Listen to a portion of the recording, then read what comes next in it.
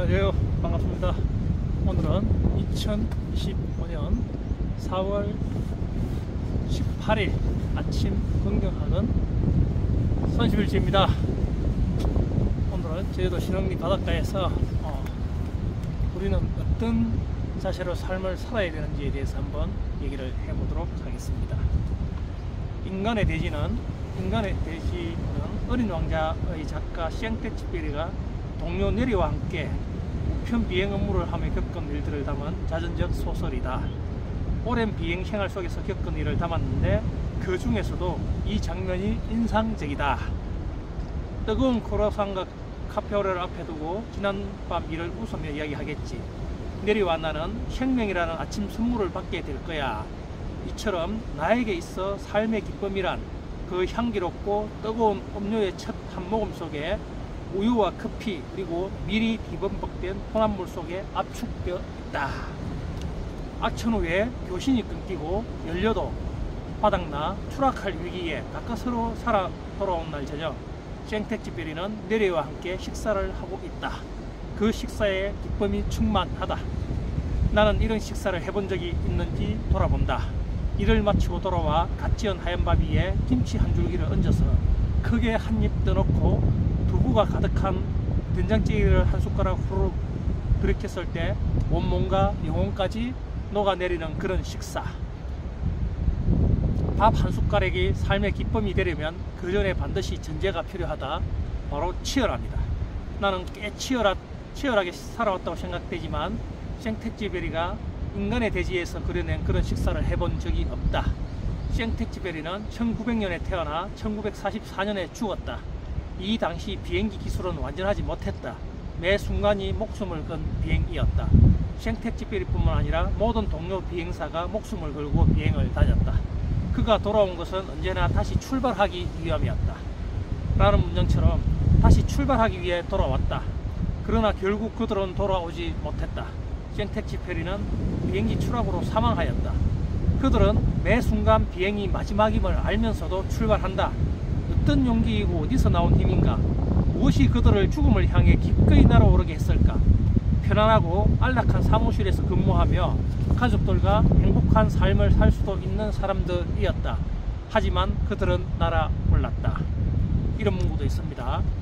늙은 사무원이여, 누구도 그대를 탈출시켜주지 않았다. 그대는 소시민적인 안전 속에서, 틀에 박힌 일과 속에서, 시골 생활의 숨막히는 관례 속에서 공처럼 굴러다니며 바람과 조수와 별을 막기 위해 그 보잘것없는 성벽을 올렸다. 이제 그대를 빚어준 진흙은 말라 굳어버렸다. 이제는 그 어떤 것도 그대의 마음속에 깃들었을지 모를 잠든 음악가나 시인 혹은 천문학자를 깨울 수 없을 것이다. 사무원을 비하하는 말이 아니다. 안전을 추구하며 도전을 멈춰버린 우리 모두에게 정신 차리라고 외치는 생텍쥐페리의 목소리다. 목숨을 걸고 치열하게 자신의 소명을 다하는 사무원이 되라는 말이다. 남들이 좋다고 하는 안정적인 돈을 많이 버는 일들이 아니라 내 속에 잠들어 있는 나의 소명, 진짜 나, 지구라는 행성을 떠받치는 다리가 있다면 기꺼이 다리 밑으로 들어가 내 어깨를 내어주라는 외침이다.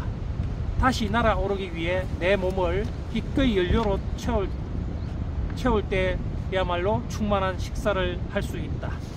이럴 때 한 끼 식사가 가장 가치 있다. 매번 식사할 때마다 마지막 음식인 것처럼 먹으라는 말이 아니다. 세상에 끌려다니지 않고 스스로 삶의 항로를 개척해 그 험난한 길을 기꺼이 걸어갈 수 있다면 매 순간이 삶의 기쁨으로 충만한 식사가 된다. 인간의 대지는 제대로 된 항로를 개척한 사람들의 이야기다. 자연은 쉽게 그 길을 알려주지도 않고 내어주지도 않는다. 목숨을 걸고 치열하게 도전하는 사람에게만 길을 열어준다. 우리의 삶도 이와 같다. 가만히 생각해보라. 당신은 최근 언제 가장 행복했는가? 자신이 지구에 가치 있는 존재라고 느껴본 적이 있는가? 내가 태어난 이후로 잘 살고 있다고 느껴본 적이 있는가? 당장 죽어도 후회가 없다고 느껴봤는가? 그 순간이 과연 돈과 연관된 순간이었는가? 지금 행복해야 한다. 지금 먹는 밥이 삶의 기쁨으로 충만해야 한다. 나중에 성공하면 돈을 많이 벌면 집을 사면 건물주가 되면 이 아니라 이런 목표를 가진 이는 돈을 못 벌고 집을 못 살고 건물주가 되지 않으면 절망적인 순간을 맞이한다. 생택지 페리의 비행은 그 결과가 매 순간 죽음을 향해 가고 있었다. 결과로 따지면 이보다 더 무서운 결과가 없다. 죽음이라는 어쩌면 인간에게 닥칠 수 있는 최악의 결과를 향해서 날아오를 수 있는 힘이 궁금하지 않는가? 모두 전쟁 영웅이 되어 치열하게 살라는 말이 아니다. 자기가 있어야 할 곳을 찾고 자기가 있어야 할 이유를 알아낸 후에 지금 그 임무를 충실히 수행하면 된다. 그렇습니다. 우리가 지금까지 살아오고 겪어보고 그리고 수많은 책에서 보면은 정말 어떻게 저런 목숨을 건 행동을 할 수 있을까 하는 생각들을 해봤습니다. 이 책을 읽으면서 그들은 그게 자신의 살아가야 될 삶의 가치이고 소명이기 때문에 죽음을 두려워하지 않고 그 일을 해냈다는 것입니다. 정말 감동적인 그런 느낌이 아니겠습니까? 우리는 그 정도 극한적인 상황은 아니더라도 우리가 나는 어떻게 살아가야 될 것인지 나의 속에 숨어있는 나의 소망은 무엇인지 그 길을 찾아가는 그런 삶을 살아보고자 합니다. 여러분들도 그런 삶을 살 수 있기를 바라는 마음에서 오늘 이 부분을 소개해 주시기 바랍니다. 내게 불가능이 없다. 난 뭐든지 할 수 있어. 오늘 나에게 최고의 행운이 올 것이다. 나는 운이 좋은 사람이다. 하는 일마다 잘 된다. 나는 끊임없이 성장한다. 나는 내 분야에서만큼은 자신 있고 최고이다. 내가 하는 선택과 행동은 반드시 성공으로 이어진다. 나는 성공할 때까지 끝까지 해내며 절대 포기하지 않는다. 내게는 인내력과 지속력이 있고 내 행동에는 책임감이 있다. 나는 언제나 나 자신을 위한 최고의 선택을 한다. 기적은 나와 내 주변에서 계속 일어난다. 나는 금전 때문에 괴로움을 겪지 않는다. 나는 시대조차 반드시 내 편으로 만드는 힘이 있다. 나는 매일 매 순간 감사하는 마음으로 긍정적이고 행복하다. 나는 시간 관리를 잘하며 부지런하고 끈기 있다. 내게는 넘치는 에너지와 열정이 있다. 내 삶은 성공적이며 앞으로도 성공적일 것이다. 나는 마케팅의 달인이다. 나는 매일 글쓰기와 독서를 통해 나를 성장시킨다. 나는 존경받는 남편, 존경받는 아빠이다. 나는 매일 감사하는 마음으로 하루를 보낸다. 나를 구하는 유일한 길은 남을 구하려 애쓰는 것이 내 삶의 가치이며 매일 실천한다. 나는 공부가 너무 좋고 배움이 너무 즐겁다. 나는 지금 이 순간의 행복을 위해 집중한다. 내가 가는 곳을 설레는 곳으로 만들고 매 순간 설레는 마음으로 하루를 보낸다.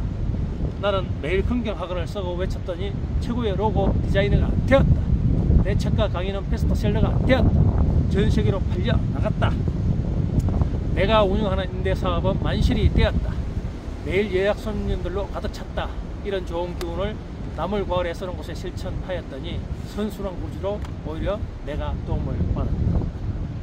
여러분, 우리는 누구나 우리 속에서 지금 내가 생각하고 있는 나보다 더 나를 많이 알고 잘 알고 위대한 내가 존재하고 있습니다.